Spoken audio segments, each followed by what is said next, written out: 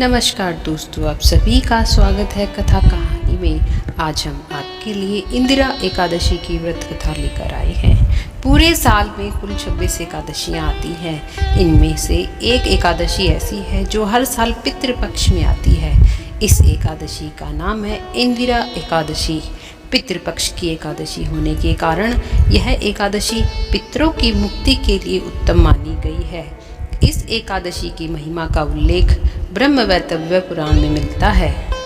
इंदिरा एकादशी व्रत कथा प्रारंभते धर्मराज युधिष्ठिर कहने लगे कि हे भगवान, अश्विन कृष्ण एकादशी का क्या नाम है, इसकी विधि तथा फल क्या है, कृपा कर आप मुझे कहिए। श्री कृष्ण कहने लगे कि इस एकादशी का नाम इंदिरा एकादशी है।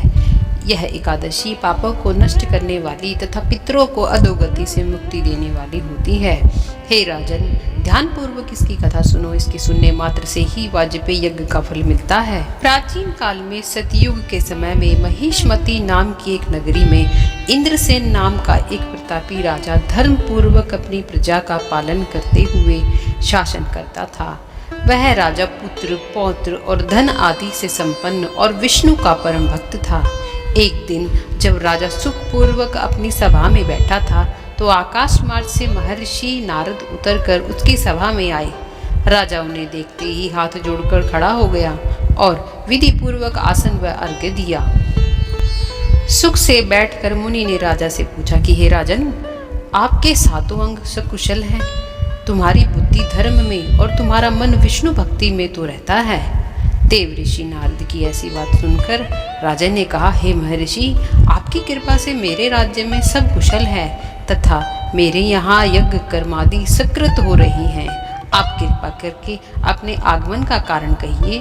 तब ऋषि कहने लगे कि हे राजन, आप आश्चर्य देने वाले मेरे वचनों को सुने। ब्रह्मलोक से यमलोक को गया। वहाँ श्रद्धा पूर्वक यमराज से पूजित होकर मैंने धर्मशील और सत्यवान धर्मराज की प्रशंसा की। उसी यमराज की सभा में महान ज्ञानी और धर्मात्मा तुम्हारे पिता को एकादशी का व्रत भंग होने के कारण देखा। उन्होंने संदेशा दिया, सो मैं तुमसे कहता हूँ। उन्होंने कहा है कि पूर्व जन्म में कोई विघ्न हो जाने के कारण मैं यमराज के निकट रह रहा हूँ। सो हे पुत्र, यदि तुम अश्विन कृष्ण इंदिरा एकादशी का व्रत मेरे निमित्त करो तो मुझे स्वर्ग की प्राप्ति हो सकती है। इतना सुनकर राजा कहने लगा कि हे महर्षि, आप इस व्रत की विधि मुझे कहिए। नारद जी कहने लगे, अश्विन माह की कृष्ण पक्ष की दशमी के दिन प्रातः काल श्रद्धा पूर्वक स्नान आदि से निवृत्त होकर पुनः दोपहर को नदी आदि में जाकर स्नान करें। फिर श्रद्धा पूर्वक पितरों का श्राद्ध करें और एक बार भोजन करें। प्रातः काल होने पर एकादशी के दिन दातुन आदि करके स्नान करें। फिर व्रत के नियमों को भक्ति पूर्वक ग्रहण करता हुआ प्रतिज्ञा करें कि मैं आज संपूर्ण भोगों को त्याग कर निराहार एकादशी का व्रत करूंगा। हे अच्युत्य, हे पुंडरीकाक्ष, मैं आपकी शरण में हूँ, आप मेरी रक्षा कीजिए। इस प्रकार नियम पूर्वक शालिग्राम की मूर्ति के आगे विधि पूर्वक श्राद्ध करके योग्य ब्राह्मणों को फलाहार का भोजन कराएं और दक्षिणा दें। पितरों के श्राद्ध से जो बच जाए उसको सूंघ कर गो को दे तथा धूप, दीप, गंध, पुष्प, नैवेद्य आदि सब सामग्री से ऋषिकेश भगवान का पूजन करें। रात में भगवान के निकट जागरण करें। इसके पश्चात द्वादशी के दिन प्रातःकाल होने पर भगवान का पूजन करके ब्राह्मणों को भोजन कराएं। भाई बंधुओं, स्त्री और पुत्र सहित आप भी मौन होकर भोजन करें।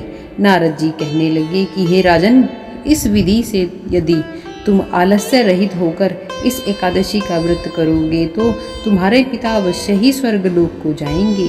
इतना कहकर नारद जी अंतर्ध्यान हो गए। नारद जी के कथानुसार राजा द्वारा अपने बांधुओं तथा दासों सहित व्रत करने से आकाश से पुष्प वर्षा हुई और उस राजा का पिता पुष्पक विमान पर चढ़कर विष्णु लोक को गया।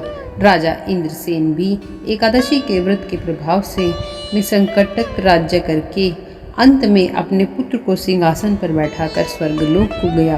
हे युधिष्ठिर, इस इंदिरा एकादशी के व्रत का महात्म्य मैंने तुमसे कहा।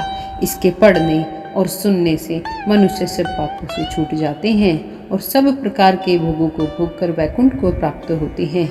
इति शुभम। बोली से विष्णु भगवान की जय हो। हे प्रभु, कथा अधूरी हो तो पूरी करना, पूरी हो तो मान रखना। कथा पढ़ने सुनने वाले सभी के कष्टों को दूर करना, सभी के पापों को नष्ट करना, सभी के पितरों को शांति देना। बोले श्री हरि विष्णु भगवान की जय हो, जय हो।